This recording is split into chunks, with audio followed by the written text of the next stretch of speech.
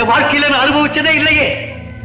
இப்பதான் முதல் தடவையா பாசம்ங்கிற அந்த வார்த்தையை உங்ககிட்ட இருந்து நான் கேட்கிறேன். ஆனந்த், ஏமா உங்களை ஒண்ணு கேட்கிறேன். நான் பிறந்ததுல இருந்து இன்னை வரைக்கும் ஒரு நாளாவது ஒரு வேளையாவது நீங்க சொன்ன அந்த பாச உணர்ச்சியோட என்ன பக்கத்துல கூப்பிட்டு உங்க கையால ஒருபடி சாப்பாடு போட்டதுண்டா? நீங்க தான் பிறந்த 3வது நாளே என்ன தூக்கி ஆயாட்ட விட்டு தெரிஞ்சிட்டீங்களே. தாய் பாசம்னா என்னங்கிறதே நான் அந்த ஆயா மூலியமா தான் தெரிஞ்சுக்கிட்டேன். பாவம் தன்னுடைய சுகதுக்கங்களை எல்லாம் மறந்து ராத்திரி போனா கண் விழிச்சு என்னை காப்பாத்த அந்த தெய்வம் கடைசியில் எனக்காகவே உயிர் விட்டது. அம்மா, அந்த ஆயாத பழி வாங்கினீங்களே, அது கூட இப்ப சொன்ன பாச உணர்ச்சி தான் காரணமோ? ஆனந்த், தாகத்துக்கு தண்ணி கிடைக்காம தவிக்கிற பாலைவன பிரயாணிய போல இந்த மாளிகையில நான் தாய் பாசத்துக்காக அலைஞ்சனே. தாய் பாசத்துக்காக அலைஞ்சேன். அப்பதான் லதா வந்தா. என் உள்ளத்துல உறங்கி கிடந்த நல்ல உணர்ச்சிகளை எல்லாம் தட்டி எழுப்பி என்ன ஒரு உத்தம